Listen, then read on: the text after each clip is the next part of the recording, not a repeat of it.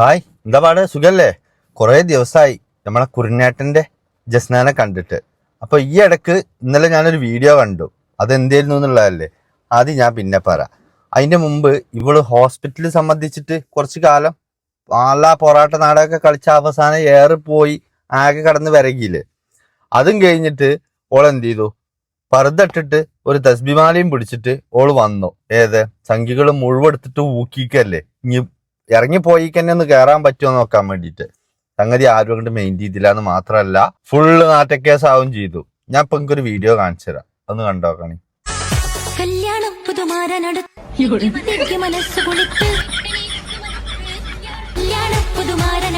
കണ്ടോ? ഓളെ കയ്യിൽ എന്താ അറിയോ? തസ്ബിമാല. സലാത്ത് എല്ലാം കൊണ്ടിരിക്കുക. മാത്രല്ല ഓള് ഫർദിയിട്ടിക്കണു. ഭയങ്കര ദീനിൽ ഇസ്ലാം അയക്കണു. ഇതെപ്പോഴുള്ള അറിയോ? 2 കാലും കൊയിലാണ്ടിത്തെ ആ ക്ലിനിക്കുകാർ കേടെത്തിയില്ലേ, ഒരു ഇഞ്ചക്ഷൻ വെച്ചിട്ട്. ആ സമയത്തുള്ള ഒരു വീഡിയോ ആണ്. ഇനിയിപ്പോ ഈ സമയത്തുള്ള വീഡിയോ ഒന്ന് കണ്ടാലോ? അതും ഒന്ന് കണ്ടോ.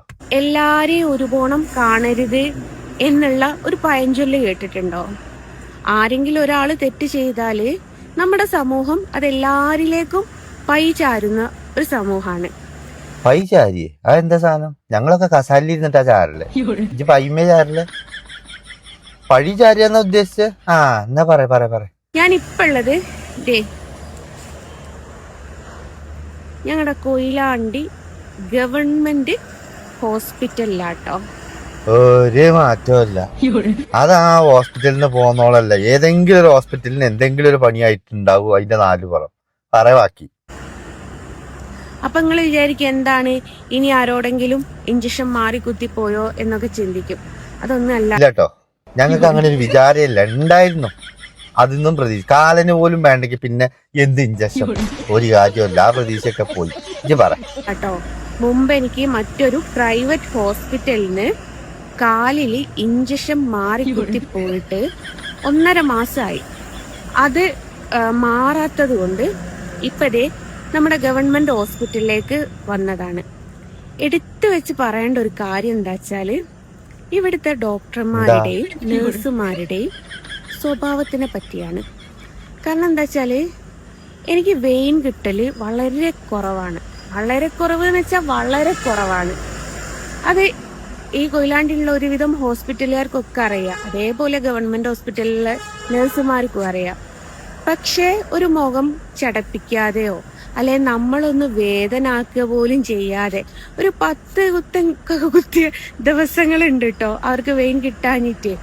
എന്നാൽ അവർക്കൊരു ചടപ്പ് തോന്നിയേ, ദേഷ്യം പിടിക്കേ, അങ്ങനെ ഒന്നും ഈ ഹോസ്പിറ്റലിന് ഇതുവരെ എന്നോട് ചെയ്തിട്ടില്ല കേട്ടോ. അവര് അത് എത്ര രാത്രിയായാലും ഹോസ്പിറ്റൽ ഇഞ്ചക്ഷൻ മാറി കുത്തിപ്പോയത് ഞാന് പുലർച്ചെ 2 മണിക്കായിരുന്നു ഹോസ്പിറ്റലിൽ പോയത്. ഇവിടെയും ഞാൻ അത് പോണം 2 മണിക്കും 3 മണിക്കൊക്കെ വരാം. ഇത് ജന്മന അങ്ങനെ ആയതാണോ അതോ സംഖ്യ ആയിട്ട് പൊട്ടത്തി ആയതാണോ? ഒരു വൃത്തമല്ല. ഗവൺമെന്റ് ആശുപത്രിയിൽ പോയിട്ട് ഏത് നട്ടപ്പായിരാണെങ്കിലും ഇഞ്ചക്ഷൻ വെക്കണമെങ്കിൽ ഒരു വെക്കുന്ന്. പൊന്നാര വിള ജ്വല്ലറി ഒന്നല്ല, 6 മണിക്ക് അടച്ചു പോകാം. ഗവൺമെന്റ് ഹോസ്പിറ്റലാണ്. ഇനി ഏതെങ്കിലും പോലീസ് സ്റ്റേഷനിൽ നട്ടപ്പായിരാക്ക് പോയിട്ട് ഇവിടുത്തെ പോലീസ് സ്റ്റേഷൻ അടക്കേ ഇല്ല എന്ന് പറയുന്ന മാതിരിയപ്പത്. ഗവൺമെന്റ് ഹോസ്പിറ്റലിൽ അടക്കൂല, അതറിയില്ല. ഏത് നട്ടപ്പായിരാക്ക് പോയാലും അവിടെ ആളുണ്ടാവും. മിനിമം ഡ്യൂട്ടി ഡോക്ടറിലും ഉണ്ടാവും. പിന്നെ എന്നോട് മുഖമൊന്നും ചുളിച്ചില്ല എന്ന് പറഞ്ഞില്ലേ ഇജ്ജ്? അയച്ച് കാര്യാക്കണ്ട. കാരണം എന്താ അറിയോ, അന്നെ കുറിച്ചൊരു ധാരണ ഒലിക്കുണ്ടാവും. പേടിച്ചിട്ടാ. ബാക്കി പറയാം. പക്ഷെ ഒരു നമ്മളെന്താ പറയാ, ഭാവം വ്യത്യാസം ഇല്ലാതെ ചിരിച്ചുകൊണ്ടുള്ള മുഖത്ത് നല്ല പെരുമാറ്റത്തിൽ ഇഞ്ചക്ഷൻ കുത്താൻ വേണ്ടിട്ട് വെയിൻ കിട്ടി എങ്ങനെയെങ്കിലും അവർ കഷ്ടപ്പെട്ട് വെയിൻ എടുക്കും. അതാണ് ഈ ഹോസ്പിറ്റലും കൊയിലാണ്ടിലുള്ള മറ്റ് ഹോസ്പിറ്റലുകാരുമായിട്ടുള്ള വ്യത്യാസം. ഏതായാലും നിങ്ങൾക്ക് ആർക്കെങ്കിലും എന്തെങ്കിലും അസുഖങ്ങൾ വരികയാണെങ്കിൽ ശരിക്കും നല്ലത് എന്താണെന്നറിയോ, ക്യൂ നിന്നാലും വേണ്ടിയില്ല, ഇതേപോലെ ഗവൺമെന്റ് ഹോസ്പിറ്റലിൽ പോയി. അറിഞ്ഞതില് സന്തോഷം. ഓലും തന്നെ ജിമ്മാരിയെ പരസ്യം കൊടുത്തില്ല, ഓലും ചിലപ്പോൾ ഇടങ്ങാറായിട്ടുണ്ടാവും. ഇനി വരുന്നോലും കൂടി ഇല്ലാതെ ആകും വെച്ചിട്ട്. ഇത് സലീം കുമാർ മറ്റേ കല്യാണരാമനില് പറഞ്ഞില്ലേ, ഏത് മുഹൂർത്തം നോക്കാൻ പറഞ്ഞ വെച്ചിട്ട് പണിക്കര് പറയാണ് ഇപ്പോഴൊന്നും ഒരു മുഹൂർത്തല്ലാന്ന്. അവസാനം ഞാൻ കത്തി കാണിച്ച് ഒരു മുഹൂർത്തം അങ്ങോട്ട് വാങ്ങിന്ന് പറഞ്ഞില്ലേ, അതേമാതിരി അപ്പൊ ഇവള് പറയണത്. സാരല്ല, ഓളോളെ ബുദ്ധിക്ക് അനുസരിച്ചിട്ടില്ലല്ലേ പറയണേ, നമുക്ക് കേൾക്കാം. ഇതിപ്പോ ഞാൻ ഇട്ടെന്നെ എന്തിനറിയോ, എന്തായാലും ആസ്പത്രിയുടെ നാലുപുറം തന്നെ ഉണ്ടോ എന്നുള്ളതൊന്ന് അറിയിക്കാൻ വേണ്ടിയിട്ടാ. ഇനി അതൊന്നും അല്ല വിറ്റ് ഞങ്ങൾക്ക് കാണിച്ചരാ. എന്താ അറിയോ, ഈ 50-ാം വയസ്സിലുള്ള ചെറിയ കുട്ടികളുടെ ബർത്ത്ഡേ അല്ലേ, അതായിരുന്നു ഇത്ര ഓളെ ബർത്ത്ഡേ എന്ന് ജൂൺ 15-ാം തീയതി. കണ്ടിട്ടില്ലല്ലോ, ഒന്ന് കണ്ടോ. ഇന്ന് ജൂൺ 15 എന്റെ ജന്മദിനം. ജന്മദിനം ഞാൻ അങ്ങനെ കഴിക്കാറൊന്നും ഇപ്പൊ ഒരു 2-3 വർഷങ്ങളായിട്ട്. ഞങ്ങളൊക്കെ ജന്മദിനം ഡെയിലി 3 നേരം ഇരുന്ന് കഴിക്കാറാ. ഇത് കഴിക്കലില്ല. ഞങ്ങളൊക്കെ അതിന്റെ കൂടെ കൂട്ടാനും കൂടി ഇല്ലെങ്കിലും എടുത്ത് കഴിക്കലുണ്ട്. അല്ലാത്തൊരു സാധനം തന്നെ. എന്നാ പറയൂ.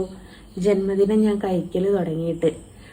അതെങ്ങനെയാ കഴിക്കല് തുടങ്ങിയെന്ന് വെച്ചാല്, ഈ ഗുരുവായൂരപ്പൻ എന്റെ ജീവിതത്തിലേക്ക് വന്ന് എന്റെ ജീവിതത്തിനൊരു അർത്ഥം ഉണ്ടാക്കി തന്നു എന്ന് എനിക്ക് ഉറപ്പ് വന്ന സമയത്താണ് നിങ്ങളൊക്കെ എന്നെ അറിയപ്പെട്ടതും ഈ ഗുരുവായൂരപ്പൻ കാരനാണ്. ഇജ് അന്നെ അറിയപ്പെട്ട് പറഞ്ഞിട്ടുണ്ടെങ്കിൽ ഇന്ത്യക്ക് മെഡൽ വാങ്ങിക്കൊടുത്തിട്ട് അറിയപ്പെട്ടാണല്ലോ അല്ലെ.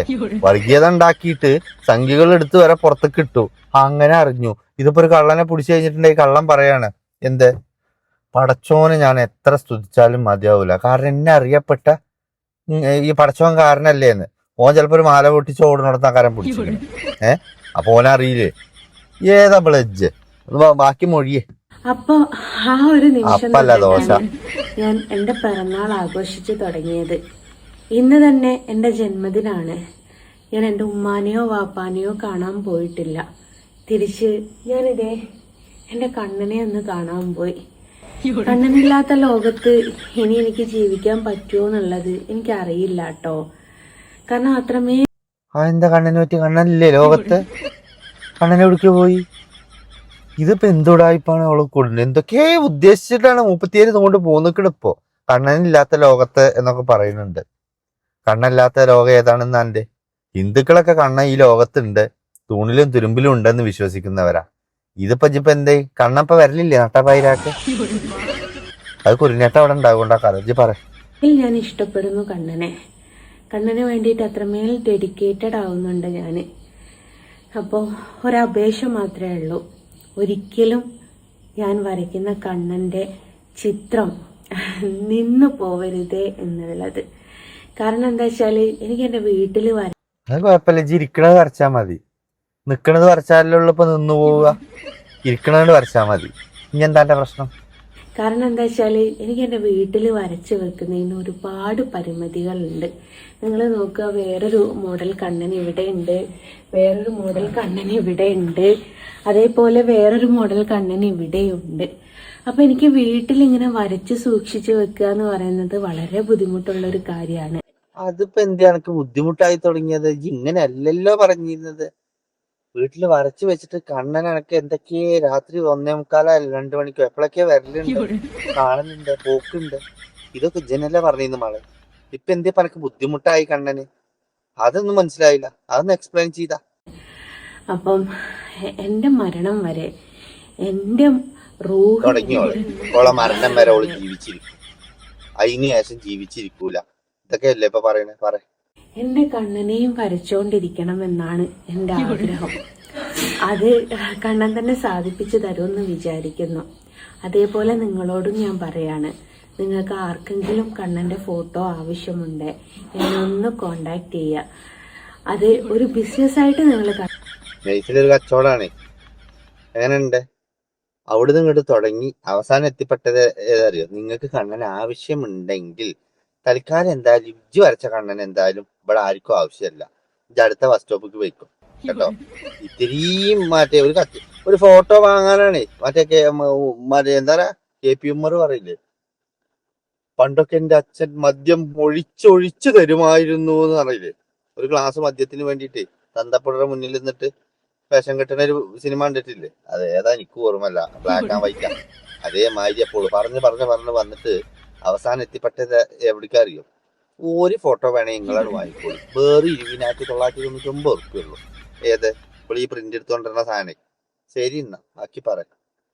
അത് ഒരു ബിസിനസ് ആയിട്ട് നിങ്ങൾ കണക്കാക്കരുത്. ഈ കണ്ണ് അങ്ങനെ ഞങ്ങൾ കണക്കും ആക്കിയിട്ടില്ല, ബയോളജി ആക്കിയിട്ടില്ല, ഇംഗ്ലീഷും ആക്കിയിട്ടില്ല, വർഗീയത ആക്കിയിട്ട് മാത്രമേ കൂട്ടിയിട്ടുള്ളൂ. പറഞ്ഞു.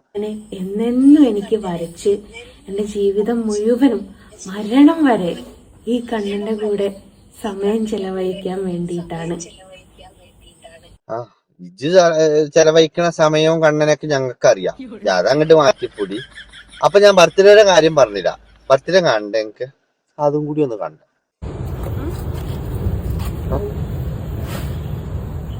ഒന്നുകൂടി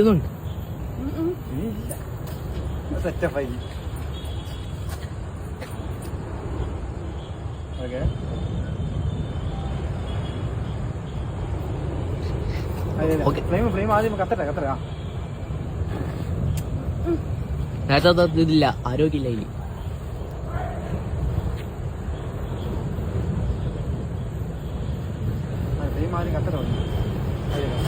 അടുത്തേക്ക് പിടിക്കോ, അത് നഞ്ഞു വേണ്ട ഞാൻ പതായിക്കും.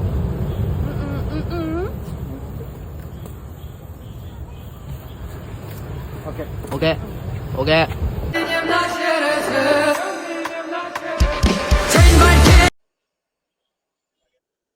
എന്താ എലി മൈദിയില് കൊടുക്ക്. ഞാനതല്ല ആലോചിക്കണേ, ഈ കേക്കിന്റെ പീസിനല്ലേ ഫോൺ കാത്തിക്കണേ. ഓളായിക്ക് ഉപ്പും വേറെ എന്തൊക്കെയൊക്കെ ചെയ്തിക്കണു. എന്നിട്ട് അത് തിന്നാനാ ഓൻ കാത്തിക്കണേ. എന്താ പോലൊക്കെ ഒരു സ്നേഹല്ലേ. ആ ഊത്തിൽ ആ പല്ലടക്കം പുറത്തേക്ക് വരാന്നത് വായിച്ചു. നന്നായിട്ട് ഊത്തല്ലേ. വയസ്സായ എങ്ങനെ പിരാന്താകുമോ മനുഷ്യന്മാർക്ക്? ഓളോട് ചോദിച്ചപ്പോഴും കുട്ടിയാട്ടോളെ കുറിനേട്ടന്റെ ഒരു കെയറിങ് നോക്കാം. എന്താ തുടച്ചെടുക്കലല്ലേ. കുട്ടിക്കിട്ട് മാരി എറിഞ്ഞ് പൂറ മുപ്പത്തിയാറ്. എന്തൊക്കെയായിരുന്നു മുപ്പത്തിയാറ്? കൊയിലാണ്ടി ഹോസ്പിറ്റലുകാർ അങ്ങനെ കാട്ടി ഇങ്ങനെ കാട്ടി കാലോണ്ട് വെച്ച. ഇനി എനിക്ക് നടക്കാനാവോ? ദാ മരണത്തിലേക്ക് ഞാൻ പോയിക്കൊണ്ടിരിക്കണു. ഇപ്പൊ വരും വണ്ടി, ബസ് സ്റ്റോപ്പിലാ നിക്കണെന്നൊക്കെ പറഞ്ഞിട്ട് നിന്നീന ആളാ. ഇപ്പൊ നോക്കാം വീണ്ടും ഇറങ്ങിക്കൂടും അമ്പലത്തിന്റെ പടിക്കൂടി, അമ്പലത്തിന്റെ നാലുപുറൊക്കെ. ഇപ്പൊ അവിടെ ഇല്ല ഇവിടെ ഇല്ല. എന്നിട്ട് പോള് 50-ാം വയസ്സ് ആഘോഷിച്ചാൻ വന്നിക്ക.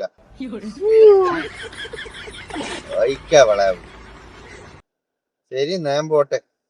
ബൈ.